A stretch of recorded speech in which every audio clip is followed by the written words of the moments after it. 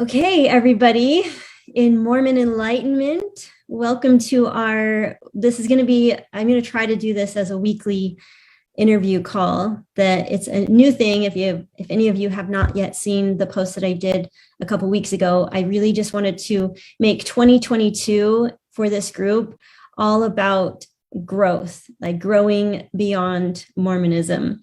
And so I've been selecting some people who are in this community who have been out of the church for 3 years or more, just because I feel like those first few years can be so challenging. And that's why I wanted to take the time to interview different people who've been out for a while so that we can kind of take a look backwards for you. And I'm here with Susan Marie, and she's going to introduce herself in just a minute because I too don't know much about her. We've been connected online for many years, but yeah. I would love to I'm excited to have a conversation with you, like face to face. It feels like we are just sitting down for coffee or lunch. And that's what I want these conversations to be. And I want to go back and I want you to tell us, some of the things that were the most challenging when you initially, you can briefly touch on your story, leaving the church, and then the challenges that you faced soon after, and kind of where you're at now, and what kinds of advice or tools, anything that you can offer for the people who are, probably in the hardest phase right now, maybe the first few months, the first year, and it feels really overwhelming. So I wanted these interviews to be like some encouragement and hope for those who feel like, am I ever going to get over this kind of thing? Yeah. So Susan, thank you so much for being willing to be on this and to do this with me, because I think for me too, I'm just excited to have these conversations with a lot of other people in our community. So now just quickly, I'm here with Susan Marie. She's going to introduce herself, and we're going to talk a little bit about her journey out of Mormonism, but mostly we're going to focus on how she's grown beyond Mormonism and where she's at now, as opposed to where she was a few years ago. So Susan Marie, can you go ahead and introduce yourself? Yes. Hello. Thanks for having me on here. Like Crystal said before, we've been in touch online for many years. I don't know if you remember, but when we first started blogging, like 2006 or whenever that was, I do. I had one too. Called again. It was Provident Mommy. Oh, yes. Mommy. That's so cool. I love that we've been connected for that long. Like back in the old school blogging days. Yeah, when like it was very different. All the Mormon moms were blogging. Yeah. So Crystal kept up with it, and I quit mine, and I just continued following her through all these years, and have seen the transition, with when they started leaving the church. And it was around the same time that I was thinking about it as well. So you guys were really kind of like a good push and inspiration for me to like take that courage and kind of take that leap and jump as well. So just so you know that. But yeah, so my story is I'm a convert. So I converted after I graduated college.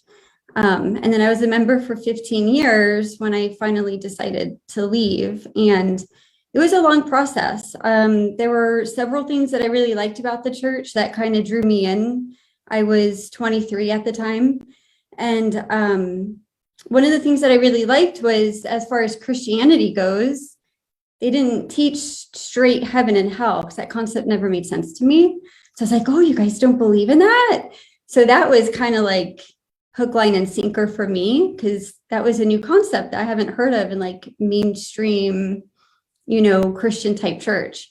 And then the other thing that I really liked was the sense of community, because growing up, I never had that. I never experienced anything like what this church offers as far as community and just service and people. Like that was brand new for me. So that really kind of pulled me in as well.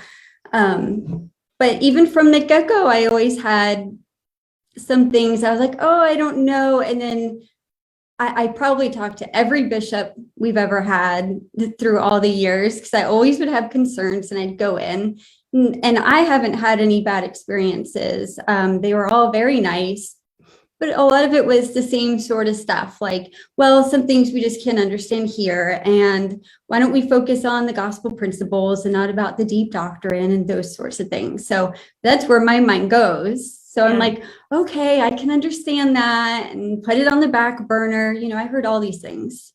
And so I did that through all the years, but the best way I can describe it is through all these years, and it was no like one doctrine, it was a bunch of little things. And it was kind of like my own little civil war going on inside of me. Like, because I mean, it was beyond the church. Like before that, just social conditioning is, I want to be good, you know? And so then in the church now, I want to be a good daughter of God. So questioning these things and then having doubt and not faith made me feel like I wasn't being a good daughter of God, which is what would always get me. So I'm like, I don't want to put that on God and be that kind of daughter, you know? So I would kind of like let some of the doctrine go again. And then I would hear little things, you know, I would hear this little tidbit in gospel doctrine, or I would hear somebody say this little thing, you know, I would talk to people about it and they're like, well, it's coming from people. You know, you can't take what people are saying as doctrine. You need to go back to the gospel. I'm like, well, I have issues with that too, you know? Yeah. And so like the best way I can describe it is well, you remember Lion King? And like when the hyenas were there and they're like Mufasa, woo, you know, you like would get the shivers. Like I would hear things like that and it would be Mufasa moments, you know, like especially like testimony meeting in church, like just some stuff people would say like, oh, I'm like, I don't know, Mufasa, that just doesn't feel right, you know? And so it was these 15 years of dichotomy and the civil war of me trying to be a good daughter and be in this church and believe in this doctrine, but then like what now I understand as my gut instinct and my intuition telling me that it's not what it was, what I had believed that it was. It wasn't this only true church like what I had originally thought, you know, but for me to actually be able to accept that and say that out loud took a lot. And it was a really long process. And I went through times where I took off my garments and stopped. And then fear, it was always fear would bring me back. Like, oh my goodness, now I'm not gonna be able to be with my family. And, you know, all these thoughts. And so then I would put them back on and I would do the whole thing. So it was pretty much from the moment I was like baptized till the day I finally, it was like my last day in church and left, it was the struggle. And it's not that nobody knew about it because I was really open and would talk to people, you know, and I would talk to my husband. My husband now is still a very active member. So now we're a mixed faith marriage. Which I think this is going to be really helpful for a lot of people in our community. I know there's still a lot of people that have a spouse that's still in, and it can be really challenging. So I would love for you to speak on that a little bit. Yeah, sure. After you're finished describing all that, let's. Yeah. So it was this mixture of fear with the doctrines that were taught and then just like logical programmed reasoning, you know, like, but I already prayed about this. If I pray about it again, then I know like I may lose the transcripts and, you know, like you don't ask a second time. So I would go through all these logical processes instead of just listening to my gut. And so just one day I was sitting in church. Well, I actually started reading the Bible. And so reading the Bible, I was like, this for me, for what I was being shown, it just wasn't matching up with like LDS church. And so that's kind of another story, but I was just sitting in church one day and I just like wanted to jump out of my skin and run out. I'm like, and that's just when I knew it was done. And it took these 15 years of back and forth and then like one solid moment where I just knew that it was over. And I knew that I could never come back. And I had to sit through those 3 hours, you know, it was pre-COVID. And I ended up telling my husband that day because I just knew. And it was scary because I'm like, I know that divorce rate, is so high after one spouse leaves. We have 6 kids. Right now, their ages 6 to 16.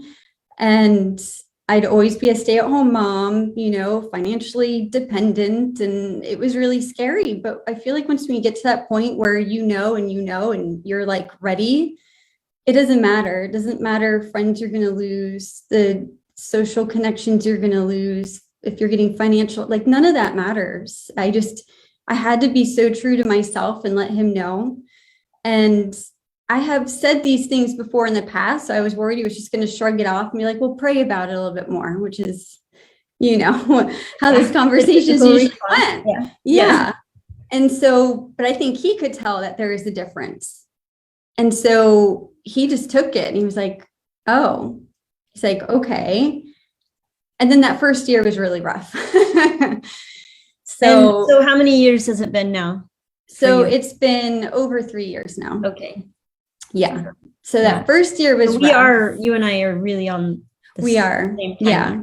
Mm-hmm. Yeah. I think I was like a few months after you or something. Okay. Yeah.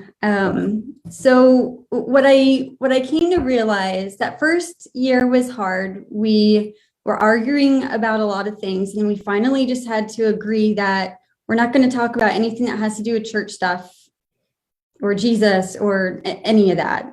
Yeah. And then gradually after that, we were like, okay, well, we can talk about some Bible things. Because I said, I don't want to hear about the Book of Mormon. I don't want to talk about it. I don't want it part. So we compromised with just Bible things, and part of my transition was, I didn't just jump out. I actually did go to other mainstream non-denominational Christian churches, just because I felt like for me, that was way too much, completely losing my whole social circle, because that was my whole life. I had no friends outside the church. Everything centered to our family was church. Mm-hmm. So I felt like I just surrendered and given it all up, I still do have some friends that stuck around, and some other people, that was just more acquaintances, just kind of faded. But, I didn't burn any bridges or anything. I've had some heated conversations with people, but we were able to come back and be like, hey, I still love you. It's like, I still love you, man. And, we're able to go on. It's like, that's how it's supposed to be, with our differences. So mine was gradual. I went through some church period stuff, and then COVID hit, and then I stopped kind of going there, but I was still reading the Bible, and I was just really confused and trying to figure out what I thought of God, and then what I thought of as Jesus. Is he my savior, or do I see him more as an ascended master? And I had to really figure that out for myself. Mm-hmm. And so with me and my husband through that time, I would say that first year, it was a lot of anger.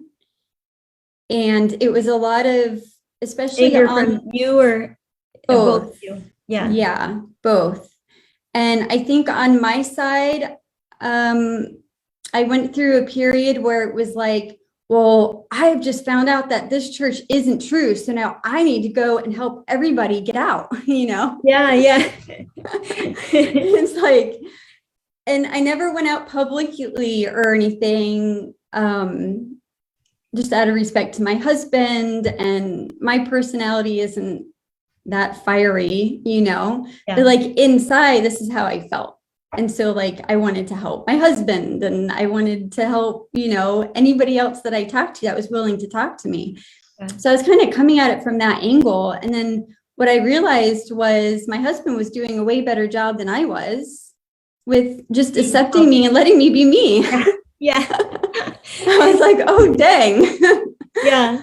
I better get this figured out. And so he was actually a really good example for me. And so once when I kind of worked on that, I feel like our relationship around just church and our differences kind of faded as well.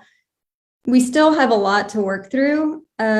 We still don't talk much. I do share with him more now about what I'm learning and what I'm studying. But, when we talk about it, we both say, I don't feel like you're completely a safe space for me to come and talk about these things. And we both understand that because we're really open. Yeah. So I feel like that's what's really helped us out, is we are really open with each other. Even if it is like, I don't feel like I can talk about these things and be open with you. You know, we're open in that sense. Yeah. So I don't think either one of us are really there yet where we can fully be a safe space for the other person, unfortunately. So we both have really gone through this like on our own. Mm-hmm. And then the other thing that really helped me have more compassion for my husband was really putting myself in his shoes. It's like, oh my goodness, imagine if I was still this believing member with everything about eternal families and eternal companions, and now he just left.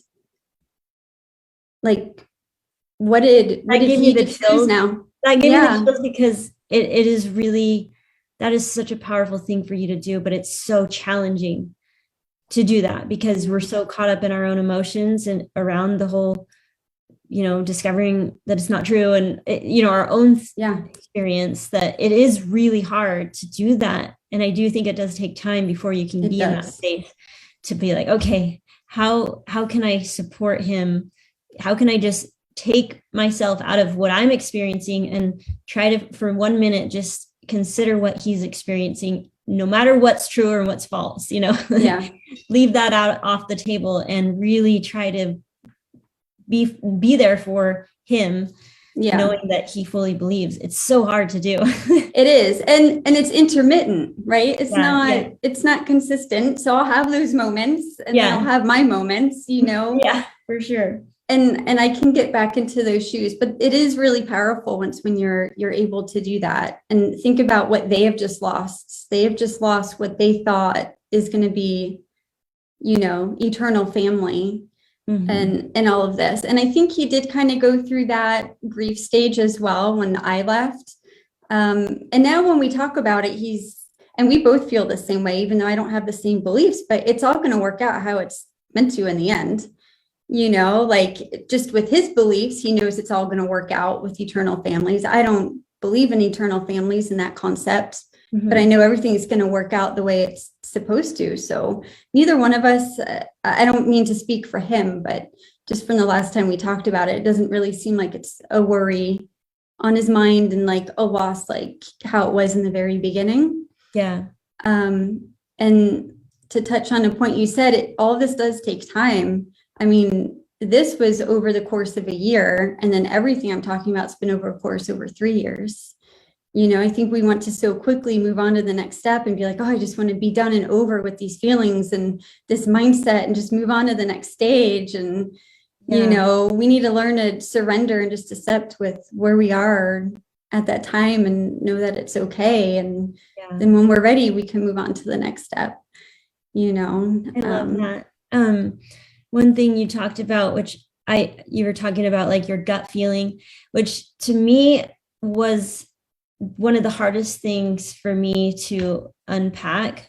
My whole like intuition, the Holy Ghost, like feeling the Spirit. It was so hard for me to kind of organize what happened in my past, you know, like, okay, what was that? The Spirit? Was that like my gut? Was that my intuition?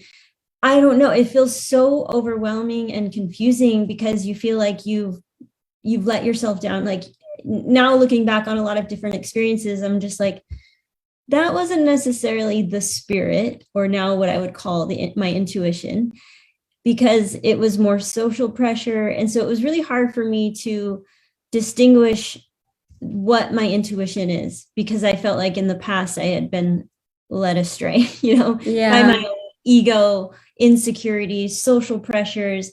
And so I had a really hard time figuring out what is my intuition and what is just me feeling pressure from other people, or me wanting to please, me wanting to fit in, or coming from fear. So making certain decisions based on fear, because there's a lot of decisions I made being in the church that was coming from fear of losing my worthiness, or disappointing God, or, you know, not being submissive enough. And it's all coming from fear. Mm-hmm. So how would you describe that? Like, Did you ever have that period where you? Yeah, I mean, I'm still in it. It still can get confusing. I feel like, you know, I'm still learning what my intuition feels and sounds like. And I was thinking about this today, obviously, before the interview. And I was like, what was the difference between, because, you know, when you're in the church, they teach you like, go on your feelings. Yeah. You know, how does that make you feel? And looking back on it, because I definitely went through that angry stage, but I was angry at myself because I was like, how did I not know better? How did I not actually know my intuition and my gut? Like, how did I get so caught up in this that I like completely lost myself in it, you know? And I still get periods where, even though I feel like I'm more at the acceptance stage now, because the whole thing has been a huge loss, you know, you still kind of dip and go back into some of the other stages. You know, I think it's just going to be a lifetime thing. So I was thinking about that today, and I think with feelings, to me, it's more of what's going on in the brain at the moment. So it's what chemicals are being released, hormones, those sorts of things, which also happens a lot with social psychology. You know, if you're sitting in a room and everybody's getting all hyped up at a Tony Robbins event and you're feeling it too, it's all social psychology. It's brain chemicals and things, glands that are being released and stuff, you know? So I try and catch myself like, okay, is this a social thing going on right now that I'm feeling? Or is this like a conditioned thing where it's how I'm supposed to be feeling? Versus just me. And that kind of goes back to the Mufasa. Like that gut instinct, we're just kind of like, oh, you know, like it just doesn't feel right. To me, that's more of your gut instinct, because your gut instinct can go against all of the other things. You know, you could be in the middle of the social, like, testimony Sunday, I always hated. And I would always tell my husband, like, I hate these Sundays. He's like, they're supposed to be the best. And then I feel like shame comes into it. It's like, well, then what's wrong with me? Like on a fundamental level, I felt like something was wrong with me because I just didn't feel good about some of these things were supposed to be some of the best stuff, like the celestial kingdom. Like, I don't want to go there. Like, you know, and I would tell this straight up to like stake presidents. Like, I don't want to go to the celestial kingdom. Why. Elaborate on that. Like, what is your thoughts around that? I've always, not that I don't love my husband, but I've always had the thing with the eternal companion. I'm like, I don't know if I want that. And I don't want to be a god. I don't want to be in charge of making my own worlds and now being a god and doing all this stuff with my eternal companion. Like, that's not how I want to live out eternity. Like, it just didn't feel right and good to me, you know? That's so interesting. Yeah. So that was one of those gut things where it's just like, I know everything else is telling me that I should, but deep inside, it's like Mufasa, you know, like, I don't want and that. Like you said, it's like this civil war, because you feel your intuition is speaking to you, but at the same time, you're taught your entire life, well, however long you're in the church, you're indoctrinated that if you have any feelings that are directing you away from the gospel and its truthfulness, then that's Satan. Yep. It's almost like you're told that your intuition is Satan. Yep. So you're like, that's a really good connection to be influenced by Satan. So, it's because I'm not reading my scriptures every day. I haven't been praying enough. Like, so you start doubling down, thinking that Satan is your intuition. Yeah, that is such a good connection. No wonder we're all so confused about our intuition. Like, intuition, bad, Satan. It's Satan. Don't read that. Like, you're interested in learning more, but don't. I know that's bad. So I'm like, so I like all this bad stuff. So then that means I'm bad. So a lot of it's just shame and fear, you know? It's been, and I'm still working on like figuring out, are these my thoughts or is this my intuition? Because sometimes I feel like I do get intuition as like just a knowing, and it like kind of like a thought, but more of like a knowing than like actual words. And I realized after, because if I don't listen, then I could see, oh, well, that was my intuition, because I do get caught up. So I'm like, well, I prayed about it and I thought the church was true. So I feel like I've lost that trust in myself.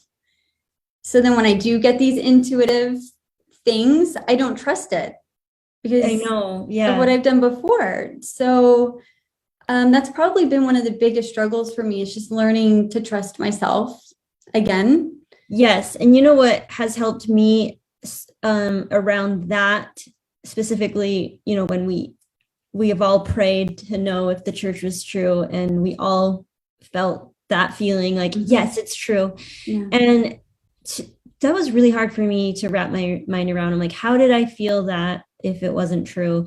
But what I've come to embrace, and I don't know if this will work for everybody, but I really had to accept that that was still an answer, that I should be in the church at that time in my life, you know, because there are some things, there's so much that I've learned from this whole experience. So the way that I can make peace with that is just knowing that, yeah, it wasn't like it was the feeling was just confused by, you know, that wasn't really the purpose for me, was knowing the truth at that time. The purpose for me at that time was to experience being in the church and, you know, raising my kids in the church for 10 years. Like everything was exactly the way it was supposed to be. And I think that I have gained so much by being in the church and now being out of it. And that's what makes me feel grateful about everything, rather than angry that I lost years of my life. Because when I feel like I've lost years of my life, then I get that's where I turn angry again, you know. But if I just embrace it as, oh yeah, that was my path to get to me to where I am now. Mm-hmm.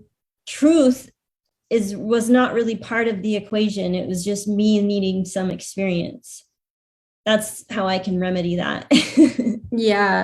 Yeah. And I think a lot of it goes back on feelings, you know, like when I prayed about it, I felt good about the church because it gave me hope. It gave me something to believe in. It gave me something to follow. It gave me a sense of community. So of course, when I prayed about it, I felt good about it, you know? Yeah. So, and I feel the same way. And I actually wrote that down. I jotted some notes just in case because I can get way off on track, but I actually wrote a lot of that down too. Like not all of it was bad in the church. I learned so much in the church that I hadn't learned anywhere else, you know, and that has only made me a better person now. So I really don't look back on it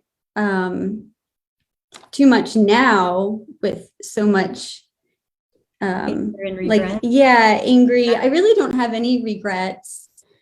I think I just get confused on like, I don't want to say like being duped, but you know, I feel like it's the same though. Like for whatever reason, I was meant to go through that experience and to learn those things and to have the kids go through it and have those experiences and take all of the good from it that I've learned, because it does have so many good attributes, you know, and I'm probably will still always have lifelong friends that I met in the ward that we're in now.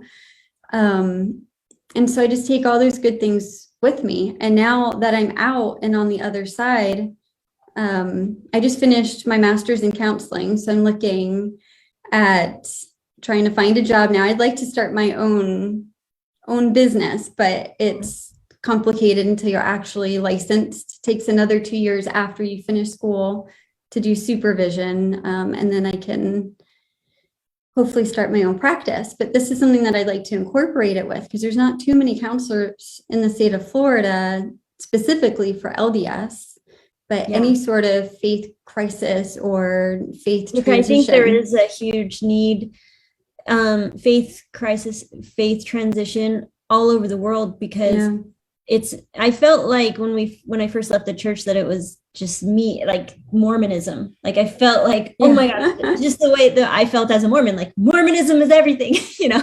It's like my mentality leaving the church. I'm like, everybody, you know, like it's only Mormons who leave the church who are experiencing this intense feeling that we're experiencing. And then I realized, oh my gosh, like it's happening all over the world in all kinds of religions. Yeah. So I just think it's the timing right now where we are all collectively like becoming more aware. And so I do think there is a huge need, not, totally outside of Mormonism as well. There's a huge need for all religions, people transitioning out and going through an existential crisis. Yes. Which I went through that as well. Yeah. It was very interesting. Talk about that. As like, how did do you feel like you're in a place now where you have some level of like, it's hard to say like have like this firm foundation, because I always thought of that as like, I know the truth. I know these things as my firm foundation, but I kind of bounce back and forth between it's okay to be like floating and not knowing, but I also feel like we need to be grounded in something. So I'm like back and forth, like it's okay to feel like you're floating, and like that's it's good to experience that and like breathe into that and be comfortable with the discomfort of not knowing anything. Yeah. But also like, then I'm like, but I want to feel grounded in something. So do you feel like you have either embraced the floaty of not knowing, or are you grounded in anything right now? Yeah. So I'd say a little bit of both. And I just want to say something real quick too, kind of goes along with this. Like as a counselor, one of the things that we think about when we're working with the client is, as this person does make healing, what are the ramifications of that? Because people think of healing as just, it's all going to be, great and wonderful. Now I'm going to be healed. Yeah. But there's a lot of ramifications that come along after that process. What are some of the other things that they have now lost? So I think about that now as members that are in the church and say that they're very happy, and we're all different. So for me, that no longer worked. I don't know if it really ever did work, but for a lot of people, it gives them comfort, and it gives them, like you said, like a strong foundation, and they need that to feel comfort. And who knows what kind of mental health issues or other things would come on if they didn't have that, or if they lost that. So some people, I think, will stay in these religions forever because they really do need that firm foundation. In order to function and be their best selves, and they're happy and they have the safety and the support with the community and all of that. And I think that's great and fine, I think that's okay for those people that need that. Yeah, that's an important thing to be aware of, because when I was first out, I thought there's no good that comes from this church. Like you said, like I felt like I needed to help people get out, but then I as I was, observing people and being just kind of trying to understand everybody and why they believe and all that, I started to feel this compassion, and I was like, oh my gosh, like imagine my own mother realizing that it's not true. Like that would be devastating. It's devastating for all of us, but some people I don't think can handle it. And then I'm like, oh, I actually don't want to mess with that.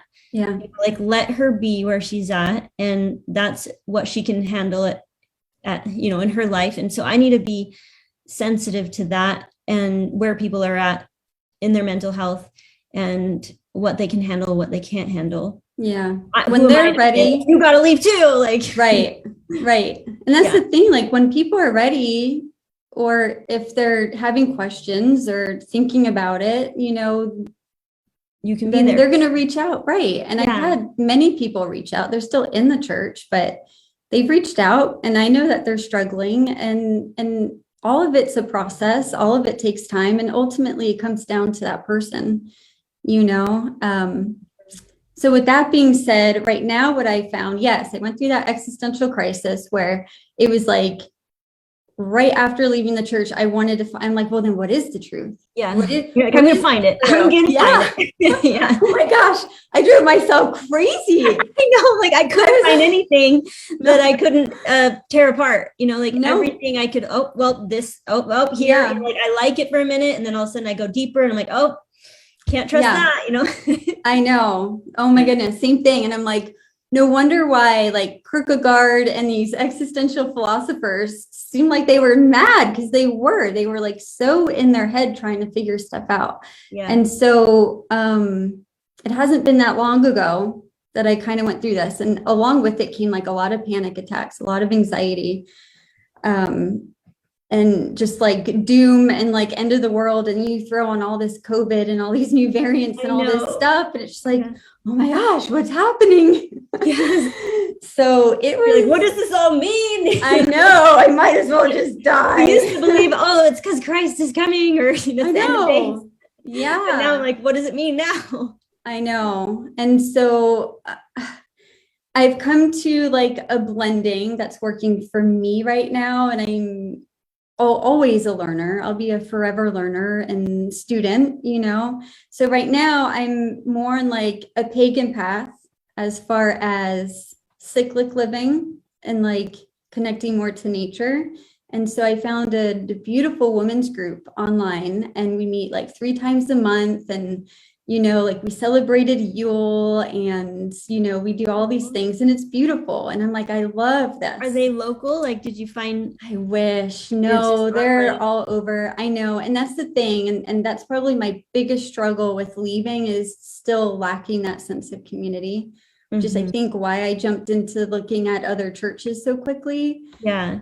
So I'm still looking for that. There's a local meditation place that looks like they have a beautiful campus, and they get together often, and they do community service together and stuff. So I may check them out and see how I feel about that. That's been the toughest thing for me, is like physically meeting people around me. We do have a small group of ladies that are post LDS, whatever you call it. And so we get together and we have like group chats, and we'll meet for coffee and stuff like that, and chat. So that's really nice. So it's like, if I open my eyes, I do have a lot of people in my life. I'm not lacking. It's just, it doesn't look the same as how it was when I was going to church, you know? So it's an online women's group, and they're all over, which it would be nice to have something local. Yeah. The pagan or the post LDS? The pagan, the other post LDS people are in my area. So that's really nice. Yeah. So I haven't really learned much or researched anything about the pagan. I've heard of it, but how would you describe that in a little bit? Elaborate a little bit more, because you said about cycles and nature and all that, but what is it? So, like, I don't want to speak on behalf of pagans, because there's all different kinds, and it's like in Christianity, they all have different beliefs and stuff. So a lot of it, the way that I see it is, whatever universal source, God, whatever you want to call it, consciousness, has lots of different aspects, right? Like, as a lot of them will call like archetypes or deities that have these certain energies and aspects about them. I don't worship any of them. I've just come to realize I have all of those aspects in me. I have all of those archetypes. So it's kind of figuring out which one's stronger than others. And then in certain situations, which archetype do I need to draw on more, for this particular situation, sort of thing. And it's everything from being like passionate lover to being like an old wise crone woman, and being the wild woman, and being a creatrix. It's all these different aspects that we all have. My group that I'm in is a women's group, so it's all geared towards women, but it's masculinity and femininity. It's not, male, female. We all have these energies. And then a lot of it's with the cyclical living, as in like seasons. So that's what a lot of that really caught my attention, because I've been really into the seasons, syncing with my cycle and kind of going with the flow in that way. So I was like, oh, tell me more about that. That sounds Yeah, really so the menstrual cycle along with the moon cycle and then the seasons. So I like being this women's group because I am new to it. I have some books and I've been trying to do this on my own, but it's overwhelming. And so being in a group and having like a facilitator and then her leading it and being able to be like, oh, this week this is going on. And so I'm going to focus on this and journal about this. It's really nice to have it laid out for me already, and then we talk about it in the group, like what happened for us this week and what did we feel with, this full moon that was just in Cancer and, Oh, that so sounds really it's, interesting. it's pretty cool. So I have that. And then I'm also like for my own personal studies, I'm very much into the yogic sciences, which I have been since like late 90s. And Buddhism and Taoism, I've just started this last year. Oh, that's so awesome. I kind of like blend all of that. That's kind of where I'm at, except for I haven't done anything with the pagan, but Buddhism and Taoism and a lot. I'm kind of taking it all in, but trying to use a good filter this time because I think that's where I feel like where I need to step into going from Mormonism, where I just like believe everything that I'm told, and trusting these people that I think are like above me, so I am trying to be a realist, but also balancing out with dreaming and like imagining and all of that. So I don't want to be so like everything has to make sense, everything has to be logical, because I feel like I miss out on some really magical things if I'm so caught up in my head and everything has to be scientifically proven. And so if I can just kind of balance them out and also practice using a good filter, filtering it through me first instead of just taking it in as truth, everything comes in as truth. I take it in and I kind of ponder it and decide, like, does this feel good for me?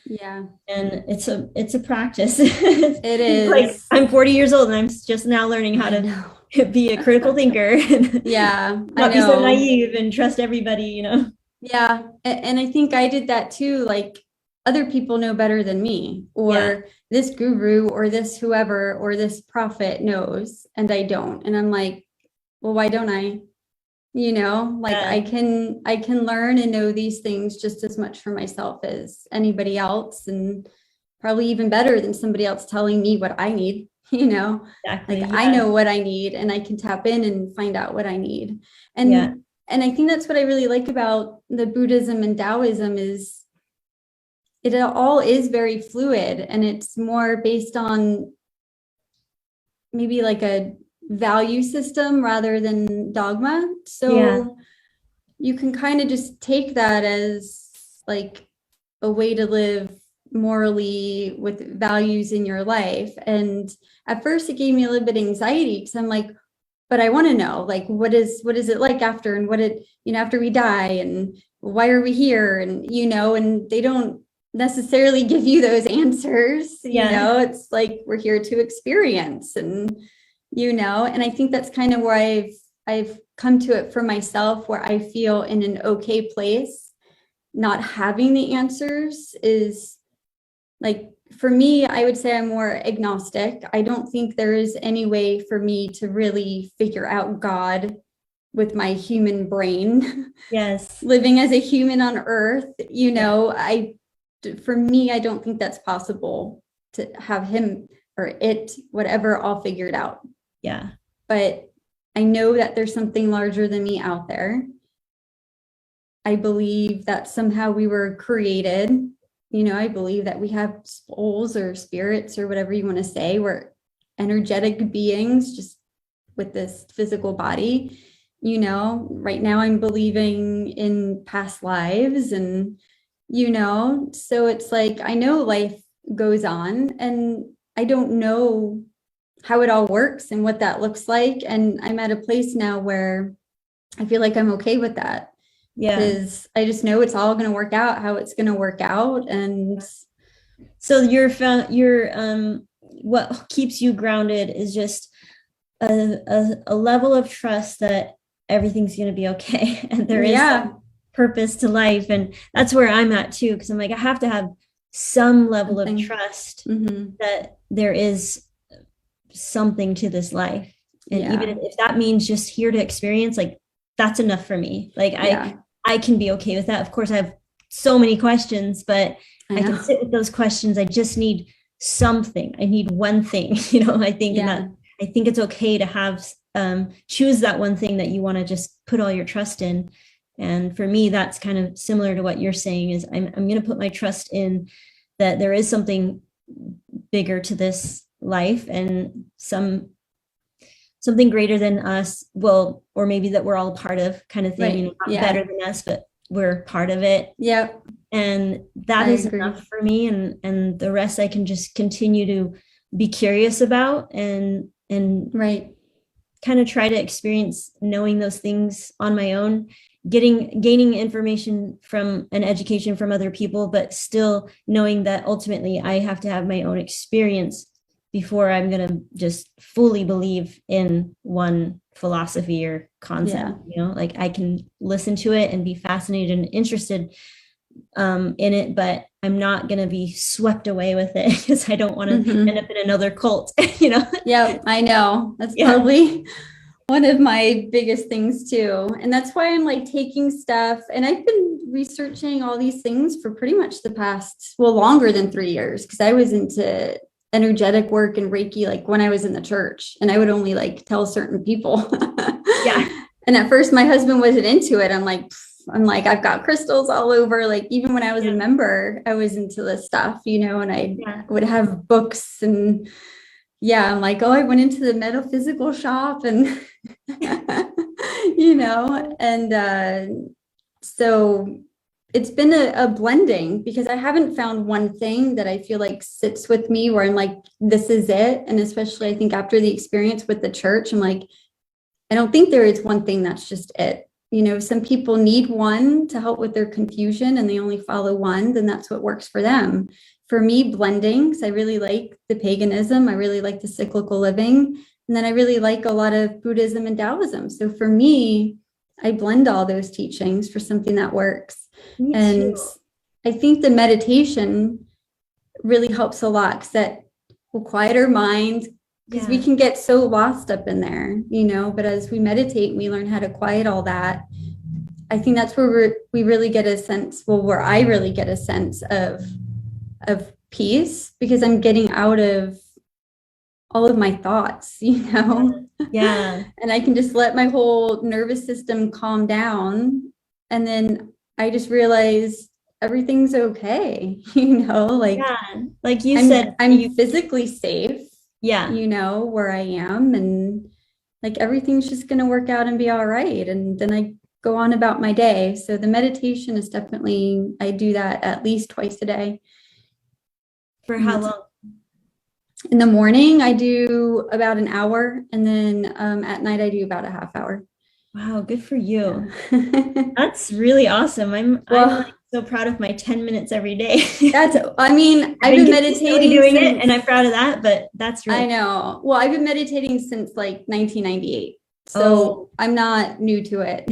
But when I first started, it was like 2 minutes, 5 minutes. I'm like, oh my gosh. I'm like, I don't even know if I'm meditating because my mind is just, I'm like, what's this? But I'm itchy, like, you know? So it's been a thing. And now like with my meditations, I do a lot of energy work on myself. So part of my meditation is working with my chakras and is working with my aura and is meditating. So that hour isn't just sitting there. I'm also focusing on my energetic self as well. I love that. Yeah. Oh man, that is so cool. Well, for the last 10 minutes, I would love for you to tell us a little bit about how you've navigated this with your kids. Yeah. So my children, I don't want to speak for them too much because some of them are older now, but all of them are out except for 2. It's my 2 younger middle ones. No, it's my youngest one and then one of my middle ones. So my 10-year-old and my 6-year-old still go. On Sunday, I think it's more social. We homeschool and we don't do a whole lot. So I think it's kind of a way for them to get out. You know, and they enjoy it. So I'm like, that's cool, you know, whatever. And when I first left, my oldest daughter, she was 14 I think at the time, 13, 14. And I had just told my husband I was leaving, and she came to me, like, I don't remember if it was that night or the next day or something, but she was like, I want to leave too. I'm like, hold on. I'm like, this is too much. This is too much. I'm like, it's too much for me. It's going to be too much for your dad. So I felt bad, but I was like, just keep it going for a little bit, because this is a lot for our family to take in right now. And I felt really bad putting that on her. She said she was fine with it. So, but she told me, which I had no idea, that she knew before she was baptized. Oh my gosh. Yeah. That's so cool. I love that. I was like, what? Herself and her intuition. Yeah. You know, like, I wish I would have had that. I know. I was like, oh my goodness. And, we talked about it. She's like, well, what was I supposed to do? She's like, I was 7, 8 years old. Like, this is what we did. We got baptized and went to church. But she's like, I knew then. And I just like went along with it because I was a little girl. Yeah. So as soon as she saw me come out, she was like, boom, I want to. And, I had some, but I didn't know it was like that much that she knew and she wanted to, So she stayed in for probably 6 months, and then she just got to the point where she's like, I just can't go anymore. I'm like, okay. I'm like, well, you're going to have to tell your dad. And he handled it really well. He was like, pray about it. And she's like, I have, and this is it. And he was fine with it, and the discussions that we have is, we can teach them what we each believe, and then they're allowed to choose their own path. And that's really cool. If any of them want to go to church, I'll drive them when they want to go. A lot of my kids now are going back on Wednesday nights just for the activities. And a lot of times they want to know what they're doing. Because if it's churchy stuff, or it's like, the MTC thing, they don't want to go. But if it's like dodgeball, or they're playing games or something fun, or a craft, they want to go. So they want to go more for the social. I'm like, these are the kids that they've known for 10 years almost, I'm like, they've grown up with these kids. They know these people. And so I can't blame them for wanting to go on Wednesday nights to get out. And so I'm totally fine with that. And they're good with it. And I know they're safe. We talk a lot about safety and being in rooms alone with people. And, I'm like, nobody can interview you and all this stuff. I love this. That is so great that you and your husband have really been able to come together and make compromises, because I think that is probably one of the most challenging things. I haven't experienced it, but I imagine it sometimes. Even when me and my husband have arguments, I'm just like, oh my gosh, imagine if we had completely different beliefs. Yeah. And we had to like decide how we're going to, when I'm talking about like disciplining our kids, we disagree in some ways. And so I can only imagine how difficult that would be to be when you're co-parenting and you have different beliefs, to come together and be, to compromise, because you really have to be fair with the other person. You can't just say, I don't want my kids to learn about this. Yeah. And end of story, and that doesn't help the kids out. No, I mean, we're trying to raise children to be critical thinkers and to be able to follow their own gut and to make choices on their own. And if we're telling them, yes, no, you can't, as far as religion and spirituality, then we're not allowing them to make those decisions, and under our care when they're still at home before they leave, and then they're not around us and they have to try and learn these things. It's better that they do it with us around, you know? So I'm really thankful that my husband's been really open as well. Because even when I was going to other churches, a lot of the kids wanted to come with me, and I was like, oh, I don't know. But he was like, hey, if they're going to church and learning about God and Christ, like, that's fine. He's like, it's better than nothing. So then when I'm like getting more into the pagan, I'm like, oh, but he's kind of into a little bit too. A little more like things outside of the box. He thinks outside of the Mormon box sometimes. Yeah, he's still very straight and narrow, but like he's into the chakras and meditation and like what crystals can do. Like he thinks all that's cool, you know. And That's awesome. I've been teaching about like pagan and a little bit like with the witchcrafty side, you know, that it's not what the Bible teaches, it's not what they show in movies, it's not like all these things that you think in your head, you know, like lighting a candle and saying a prayer is a form of witchcraft, but yet people do that all the time. They're not thinking that they're doing witchcraft, you know, like, so, cause that really freaked him out at first. And then when I kind of have been teaching him a little bit more like what it looks like and that I'm not doing anything dark. I don't need to be bringing any of that in and curses and all this stuff, you know, like it's more like fairies and earth and nature and I love that. Good vibes and sunshine, you know. That sounds like right up my alley. Like that's more of what I want to bring into my life, you know. So we're pretty open. I mean, again, it's hard. Like we don't sit down at dinner and I don't openly talk about all of these things because I feel like that would spark probably some arguments. But as far as when he's with the kids and wants to talk, you know, to them about stuff and me, as long as it's just like what I believe and what I think, then, you know, I think it's okay. And then letting the kids know it's okay for you to think about these things and then figure out what you believe in and what your path is. And either way you decide, I'm there and I love you and I support you, you know, that's the best thing we can do for them, I think. Absolutely. Oh, I love that. That's been so enlightening. Because it's just nice to hear, you know, your journey and how far you've come and how you've kind of settled in. We're never going to feel settled, you know, but I feel like you do get to a level of, okay, you're a lot more peaceful than you were 2 years ago, you know, and it's just not so much like chaos, confusion, stress, overwhelm. You kind of come back down. You're still unraveling things, still working through a lot of things. But I do feel like once you've, you know, let some time pass, you can feel a lot more confident in the journey. Because I feel like in the beginning, you're just like, oh my gosh, this is scary. Like, am I doing the right thing? Like, it feels so overwhelming. So it is nice to hear from people who have been out for a while to kind of give people hope and comfort that it just gets better. Just does pushing through and going through. I would say it takes time and just be patient with yourself because you may be back and forth and that's okay. Just honor with where you are at that moment, you know, and then you'll gradually move on because the whole thing is a really big process and it's a big loss when you decide to finally leave. So thank you so much. Thanks for having me on. I know, I'm like, this is the first time we've actually spoken face to face. I know. For all these years of just being friends online and communicating through text.